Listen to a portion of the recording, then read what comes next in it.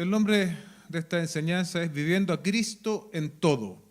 Primera a los Tesalonicenses, capítulo 4, versos 9 al 12. Doy lectura en el nombre del Señor. Dice, pero en cuanto al amor fraternal, no tienen necesidad de que nadie les escriba, porque ustedes mismos han sido enseñados por Dios a amarse unos a otros, porque en verdad lo practican con todos los hermanos que están en toda Macedonia. Pero les instamos, hermanos, a que abunden en ello más y más, ya que tengan por su ambición el llevar una vida tranquila y se ocupen en sus propios asuntos y trabajen con sus manos, tal como les hemos mandado, a fin de que se conduzcan honradamente para con los de afuera y no tengan necesidad de nada. Nuestro texto esta mañana nos dejará muy en claro, y es que no hay algo así como una vida cristiana dentro de la iglesia y otra vida fuera de ella.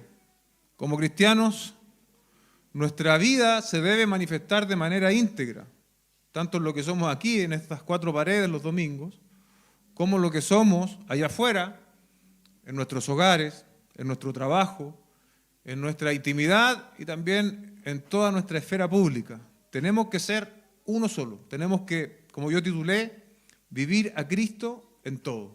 Amén. Cierre sus ojos, vamos a orar antes de continuar. Padre, te damos gracias esta mañana, hemos leído tu palabra. Te pedimos, Señor, que podamos estar con la atención necesaria, que podamos estar, Señor, como lo que vamos a estar haciendo aquí, Señor. No estamos oyendo una charla cualquiera, estamos expuestos a tu palabra. Que nuestra atención, por lo tanto, esté a la altura de lo que estamos haciendo. Permítenos ser confrontados, permítenos, Señor, que tu Espíritu también opere en nosotros para cambios profundos, Señor, en nuestras vidas, a través de la enseñanza de tu palabra. Te lo pedimos en el nombre de nuestro Señor Jesucristo. Amén y amén. Nuestra enseñanza, iglesia, tiene dos puntos esta mañana. El primero, el amor fraternal. El amor fraternal en los versículos 9 y 10. El verso 9 dice, pero en cuanto al amor fraternal no tienen necesidad de que nadie les escriba, porque ustedes mismos han sido enseñados por Dios a amarse unos a otros. Recordarán, la semana pasada estuvimos hablando de la moralidad en el ámbito de la sexualidad y Pablo, de manera directa y sin eufemismos, ¿no?, sin adornar, llama a los tesalonicenses a santificarse y a dejar toda práctica inmoral como parte de su pasado. Aquí en el verso 9 establece un contraste, ¿no?, con la palabra pero. Respecto de lo anterior, es necesario que ustedes sigan siendo santificados, pero aquí este pero, ¿no?, nos está diciendo que el amor fraternal era una práctica habitual en los tesalonicenses. Como que dice, doy vuelta a la página, pasamos lo anterior y ahora vamos a hablar del amor fraternal. Una enseñanza que Pablo también va a reiterar. Aquí, como he dicho recién, el tono cambia. Pasa a hablar de aspectos positivos, de aspectos donde esta iglesia sí había respondido como se esperaba de ellos. El amor fraternal. Y la pregunta, hermanos, ¿qué es esto del amor fraternal? Es el amor entre los hermanos. Es el amor en el contexto del cuerpo de Cristo. Pablo le escribió en su oportunidad a una iglesia que se jactaba de sus dones, la iglesia de los Corintios, donde muchos buscaban los dones más prominentes. Y una de las cosas principales a las cuales Pablo llamó la atención a la iglesia en Corinto fue precisamente el asunto del amor, porque el asunto del amor es el fundamento más importante de la iglesia de Cristo. Es el fundamento para la manifestación de los dones y es también el cemento que nos mantiene unidos. Nuestro Señor Jesucristo dijo en Juan 13:35, en esto conocerán todos que son mis discípulos, si tienen amor los unos por los otros. ¿Se da cuenta cómo el amor viene entonces a ser el sello distintivo de la iglesia de Cristo? Dice Warren Wiersbe, ¿has notado cómo los animales por instinto hacen lo necesario para preservar la vida? Los peces no toman clases de natación.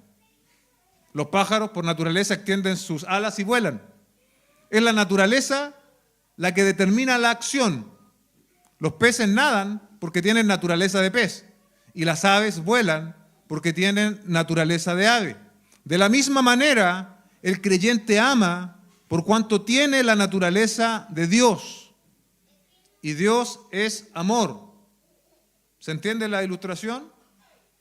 Si hemos nacido de Dios, si hemos experimentado el nuevo nacimiento, el amor entonces debe ser algo natural. Así como las aves vuelan, así como los peces nadan, los cristianos debemos amarnos los unos a los otros.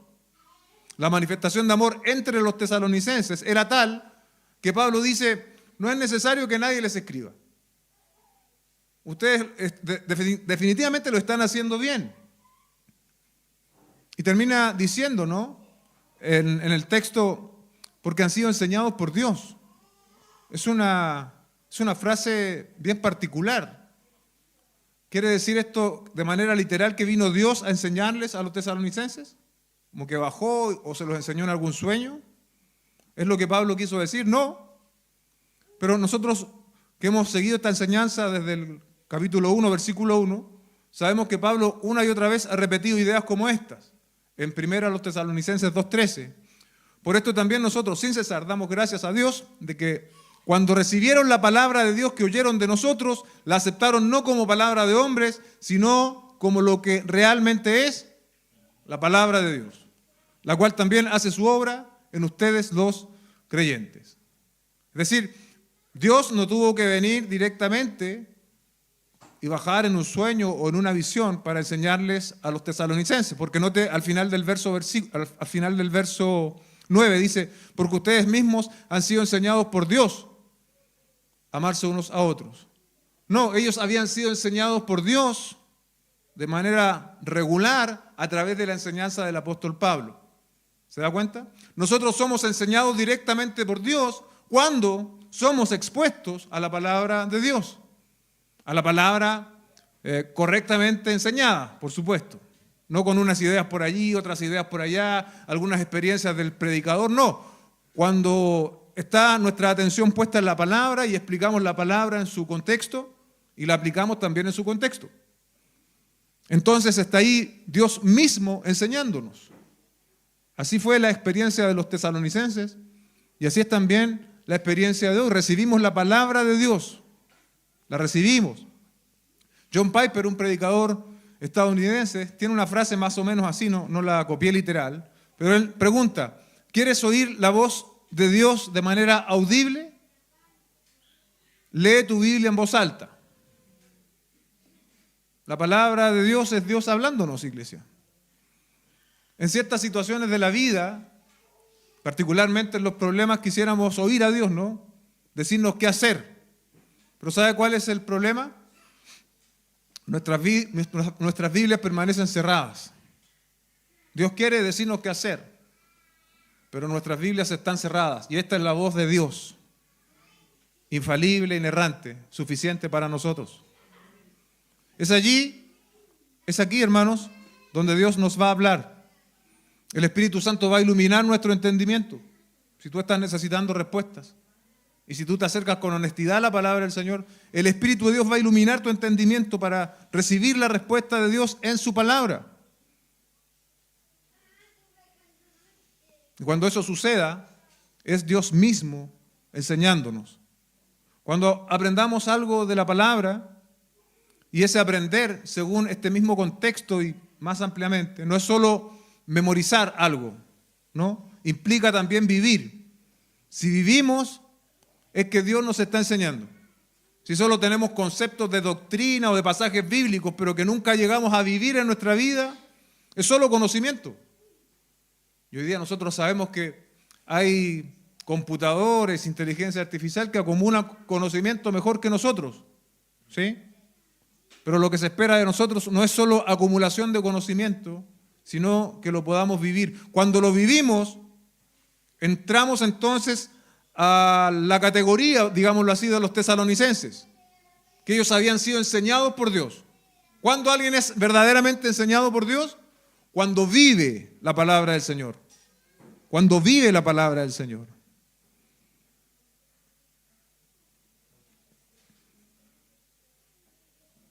La iglesia que aprende de Dios, en un contexto más general, es una iglesia que está siendo transformada, que vive la enseñanza, en particular ahora, ¿no? La enseñanza del amor, la enseñanza del amor. Pero el principio sirve para cualquier otra enseñanza. Ahora estamos viendo la enseñanza del amor, pero el principio sirve para cualquier otra doctrina que la palabra nos enseñe. Tenemos que vivir, hermanos, lo que predicamos. No solo decirlo con nuestra boca, no solo repetirlo, no solo tenerlo como conocimiento vacío, sino como algo que experimentamos en nuestro diario vivir. Respecto de este conocimiento, respecto de esta vivencia, ¿no?, de este aprendizaje que los tesalonicenses habían llevado a cabo en el amor, hay mucho que decir. Yo solo quisiera que lo pudiésemos complementar con algo que dice el autor de Hebreos, porque creo que tiene mucha relación y nos ayuda también a entender cómo expresamos el amor fraternal. Hebreos capítulo 13, versos 1 al 3. Lo primero que el autor de Hebreos nos dice es: permanezcan en el amor fraternal. Permanezca el amor fraternal. Somos llamados entonces a vivir permanentemente en el amor. Algo permanente, y usted lo sabe muy bien, no es algo circunstancial, no es algo conveniente.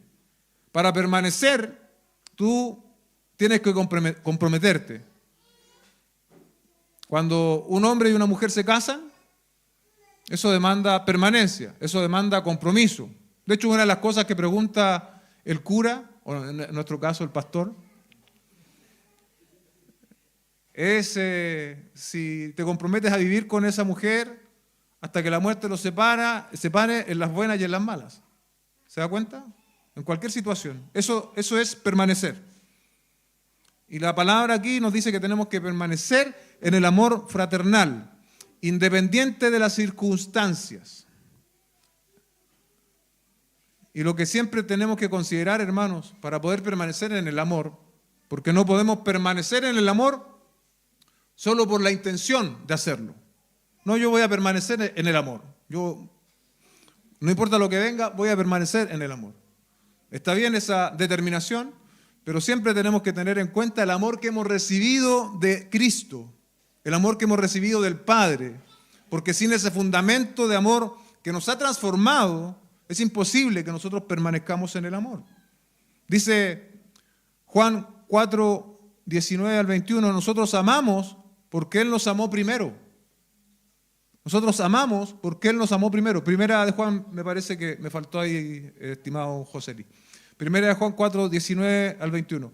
Nosotros amamos porque Él nos amó primero. Es decir, somos capaces de amar, bien digo, desde el amor recibido en Dios. Por lo tanto, ahí es donde nosotros vamos a poder permanecer en amor. ¿Y cuál es la prueba práctica? ¿Cómo luce alguien que ama a su hermano? Dice el verso 20. Si alguien dice yo amo a Dios, pero aborrece a su hermano, es un mentiroso.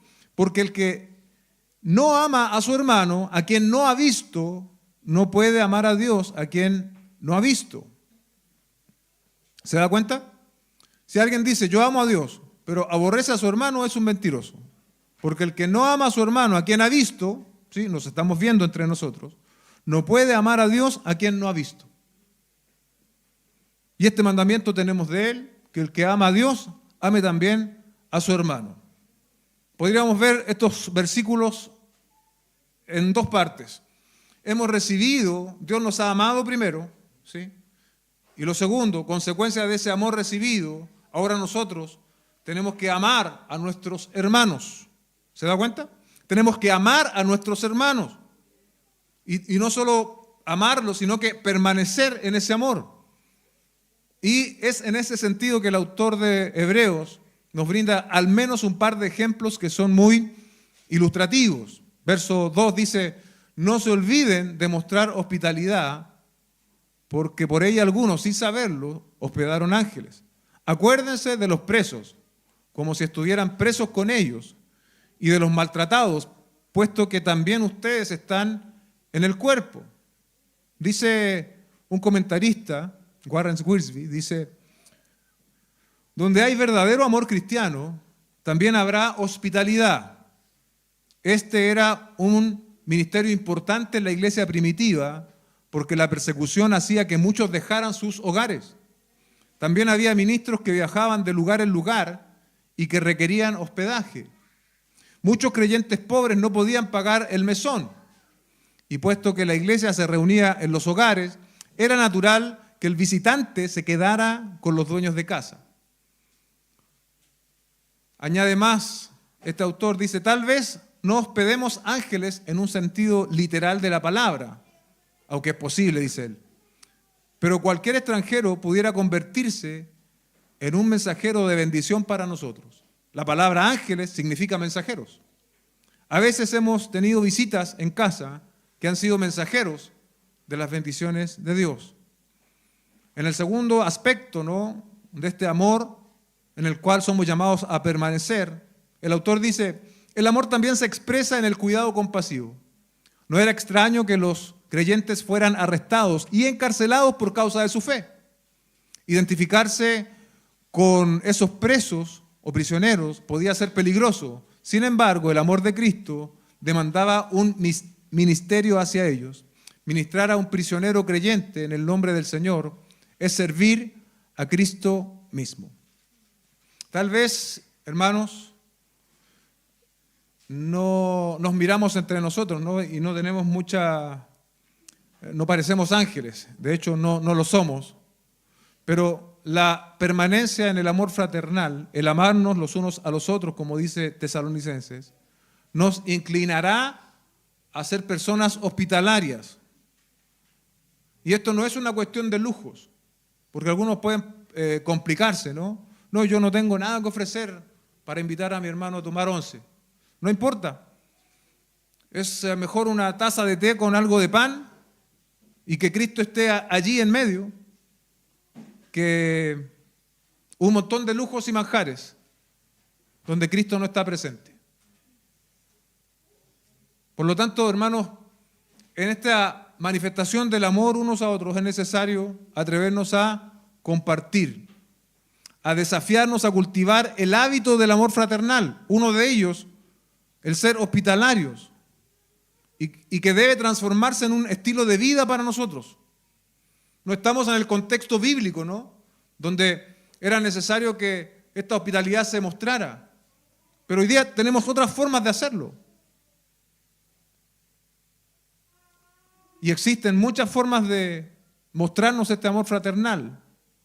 Quizás tú mismo ahora estás pensando en un par de ellas, que pueden ser desafíos para tu propia vida.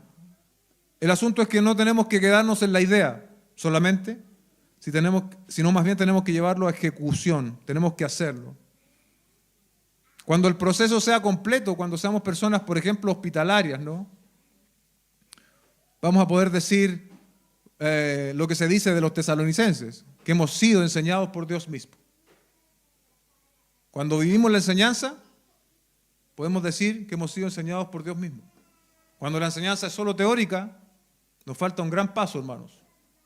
El paso de vivir la palabra. Dice el verso 10, porque en verdad lo practican con todos los hermanos que están en toda Macedonia.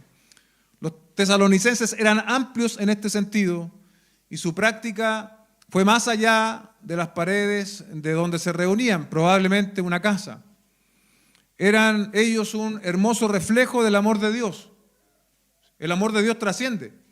¿Se da cuenta cuando vamos a ese hermoso texto en Juan 3:16? Porque de tal manera amó Dios al mundo. El amor de Dios trascendió a la región de Judea, trascendió al pueblo de Israel para alcanzar a todo el mundo, gente de toda nacionalidad, de toda etnia, de diferentes condiciones socioeconómicas. ¿Y cuál fue la muestra de Dios al mundo? Que dio a su Hijo unigénito para que todo aquel que en él cree no se pierda, mas tenga vida eterna. Los tesalonicenses hicieron un buen reflejo del amor de Dios. En toda Macedonia se hizo evidente el amor entre ellos. Y es también, hermanos, lo que debemos procurar nosotros como creyentes de este tiempo. Extendernos, salir de nuestras costumbres egoístas. Yo pensaba en esto, tenemos que abandonar el síndrome de pandemia. ¿Se acuerda del síndrome de pandemia? Bueno, le puse yo así. Déjeme explicárselo un poco. Nos dejamos de ver por casi un año y medio. estábamos encerrados en nuestras casas, con mascarillas, nos lavábamos las manos 10 veces al día, evitábamos los abrazos y el contacto físico, no celebrábamos cumpleaños ni nada de eso, no se podía. Y cada vez que alguien estornudaba o tosía,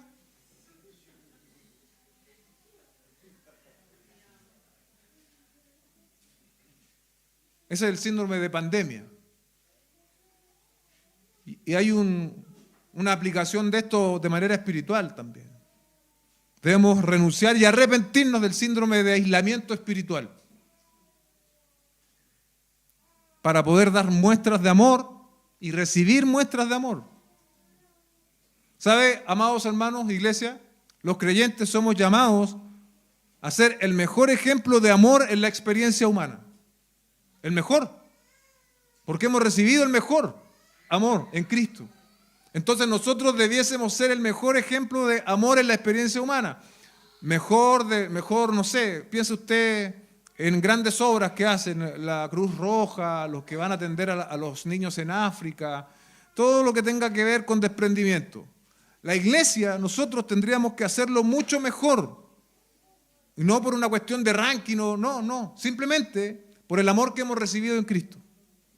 Pero para eso tenemos que sacar este síndrome de aislamiento espiritual, el síndrome de pandemia que muchas veces tenemos, de no involucrarnos los unos con los otros. Si no partimos por involucrarnos, por conocernos, difícilmente llegaremos a amarnos, hermanos.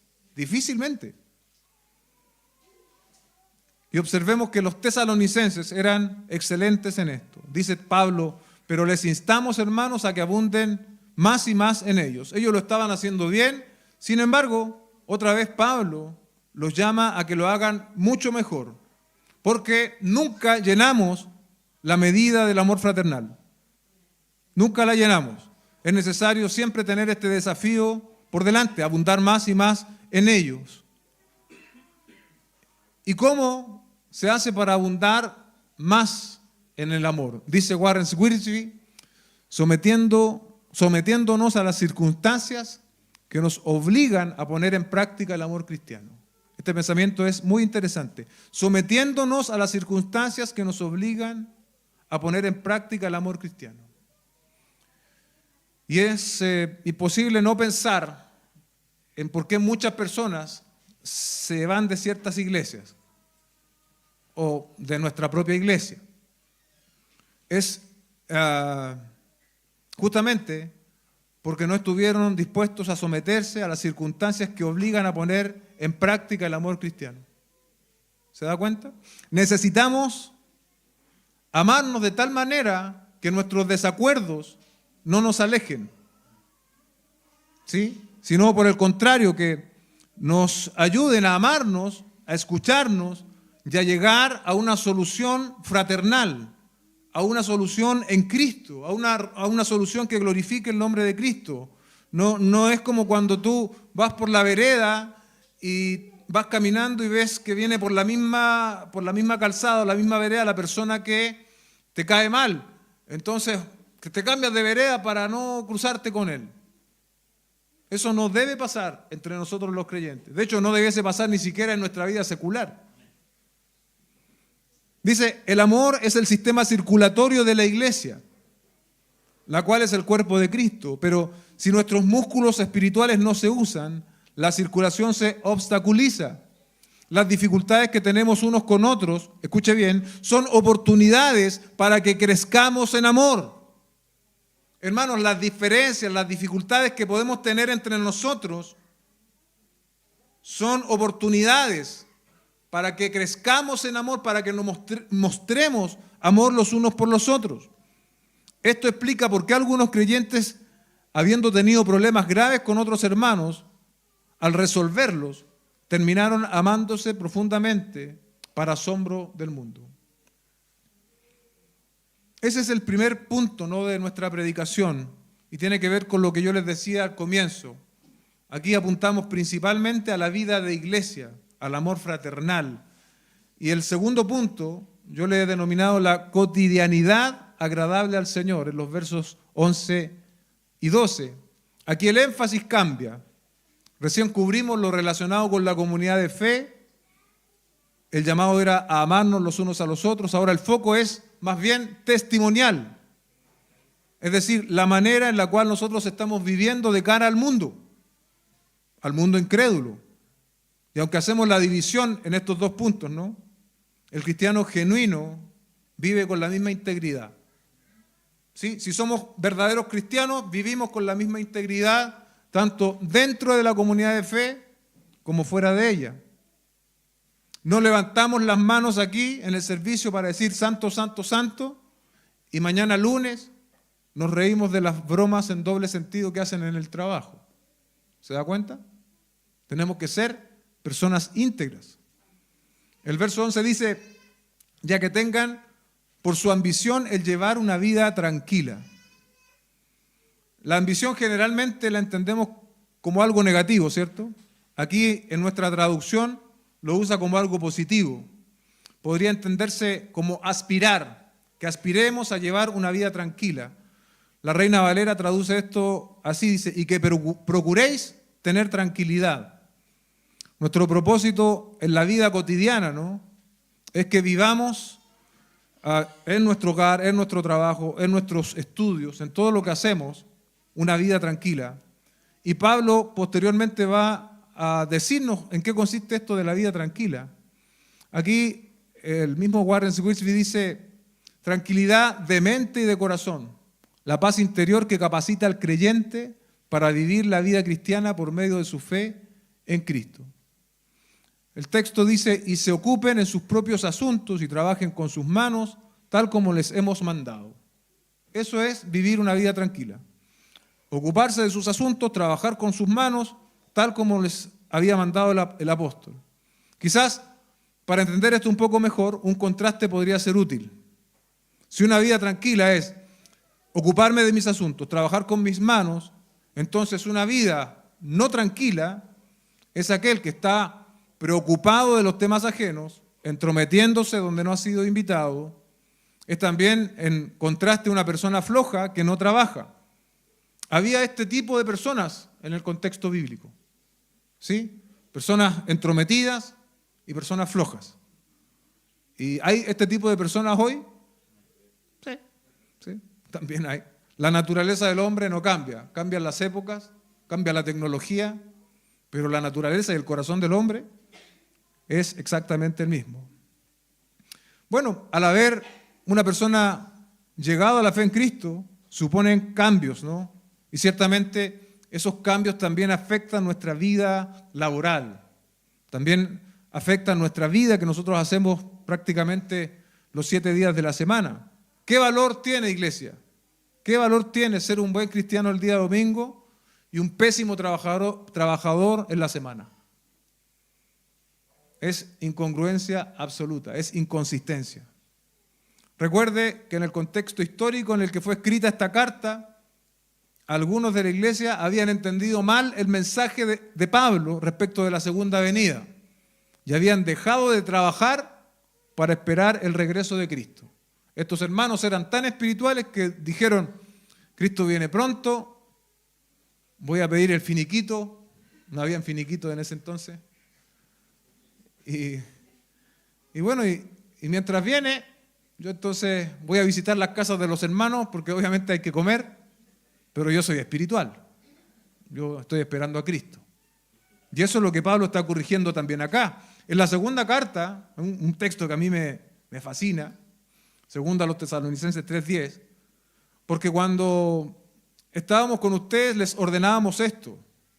Si alguno no quiere trabajar, que tampoco coma. ¿Se da cuenta? Si alguno no quiere trabajar, que tampoco coma. Y aquí, para entender un poco mejor, porque Pablo habla de trabajar con las manos, ¿se da cuenta? Para la cultura griega, trabajar con las manos era el trabajo de los esclavos. Pero en la cultura hebrea, todos habían de tener una vocación por medio de ganarse la vida, incluso los rabinos. Ahí podemos recordar la propia experiencia del apóstol Pablo, quien construía tiendas de campaña con sus propias manos. Y bueno, lamentablemente algunos creyentes, como dije recién, habían entendido mal la doctrina de la segunda venida de Cristo y empezaron a vivir de manera holgazana, diríamos hoy de manera sinvergüenza, ¿sí? Sin querer trabajar. Dice Warren Wiersbe, nosotros los creyentes de hoy debemos tener cuidado de no contraer deudas más de lo que podemos pagar, porque es fácil comprar cosas que no necesitamos con dinero que no tenemos. Y así, no solo perder nuestro crédito, sino también nuestro buen testimonio cristiano. Esto en alusión, ¿no?, a lo que dice el verso 12. Cuando dice al final del verso 12, leámoslo para tener, a fin de que se conduzcan honradamente con los de fuera. ¿Se dan cuenta? A fin de que se conduzcan honradamente con los de fuera y no tengan necesidad de nada. Una aplicación sería este tema de los créditos, que en ciertas ocasiones son necesarias, pero cuando se trata de obtener cosas suntuarias, que no son necesidades que realmente tenemos, es poco sabio recurrir a ellos. Y cuando como decimos acá en Chile, nos pilla la máquina, quedamos en mal testimonio frente al mundo incrédulo. Llevar una vida tranquila, entonces, amados hermanos, es ser buenos trabajadores.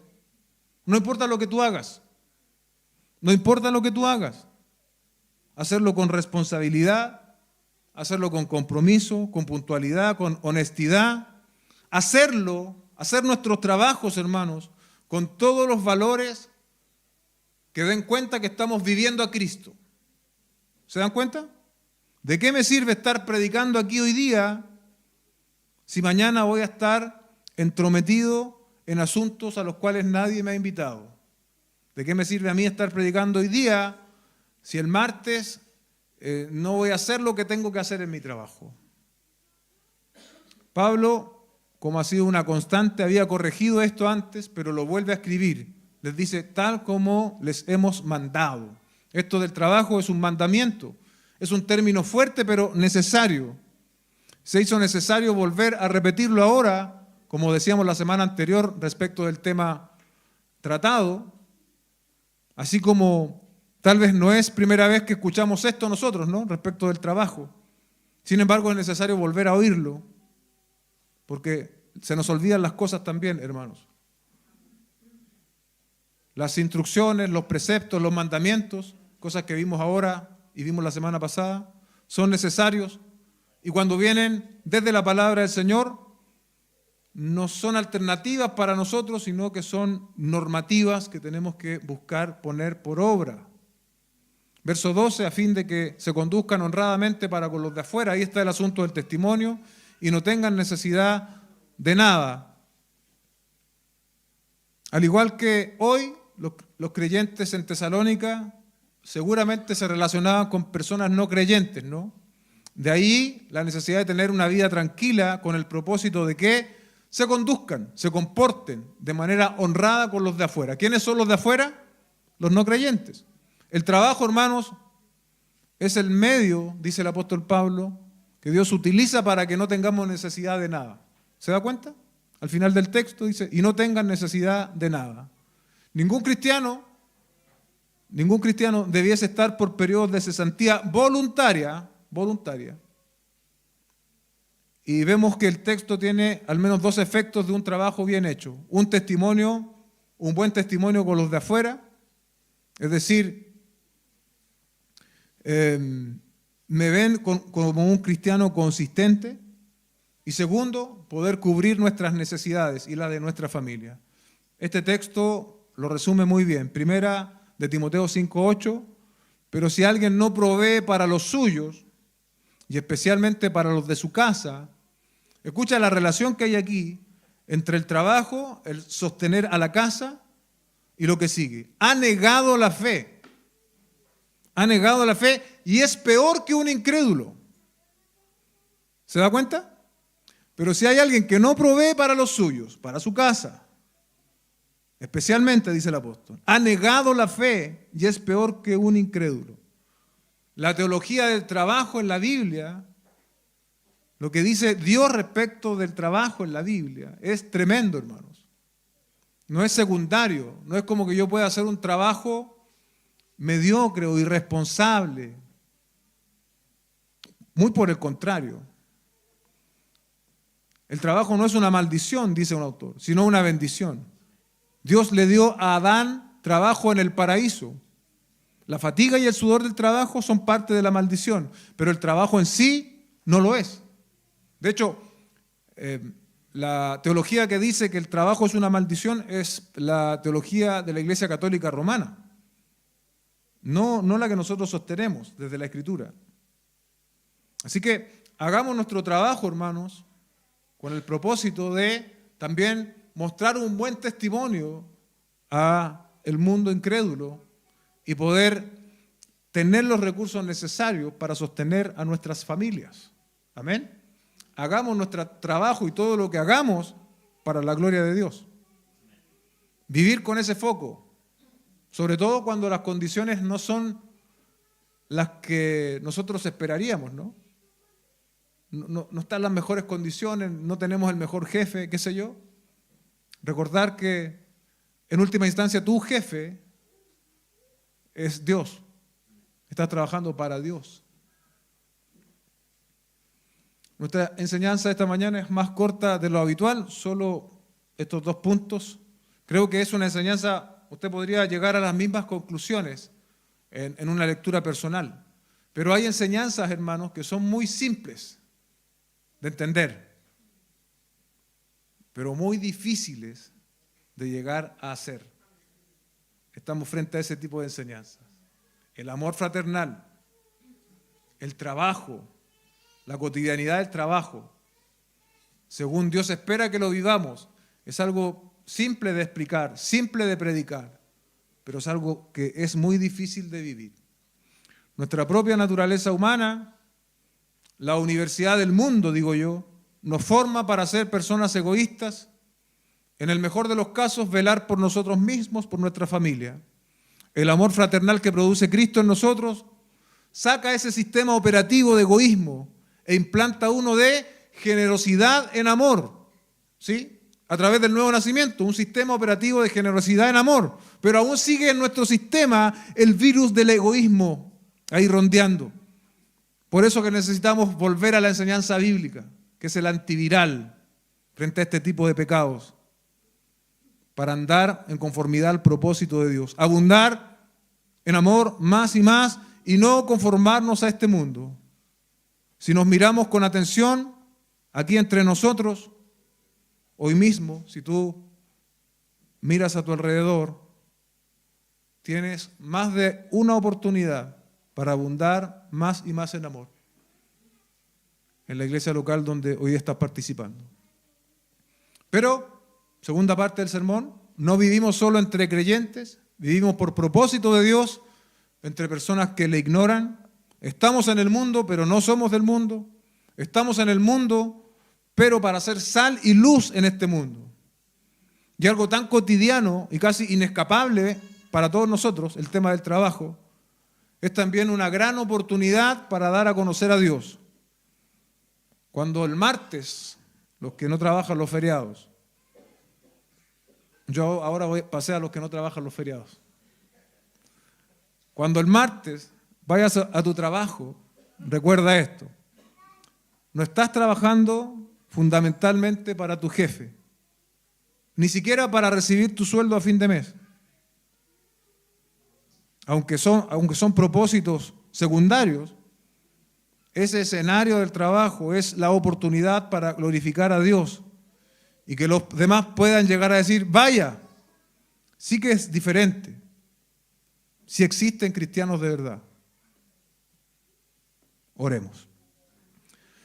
Padre Celestial, te damos gracias esta mañana por permitirnos compartir tu palabra. Una enseñanza, decía yo recién, no compleja en el contenido, pero lo difícil es llegar a vivirla como un hábito permanente. Debemos abundar más y más en el amor fraternal. Debemos vivir nuestra vida cotidiana en nuestro trabajo, en nuestras universidades, estudios, etcétera, de manera consistente con nuestra fe. Ayúdanos, Señor. Ayúdanos a poder hacerlo a poder glorificarte, a poder siempre tener en cuenta que estamos delante de tu presencia. Y que esto no sea como una especie de mandato en el vacío, sino que tengamos en consideración siempre que es en respuesta al amor que tú nos has dado a través de tu Hijo Jesucristo. Te bendecimos en el nombre de nuestro Señor Jesucristo. Amén y amén.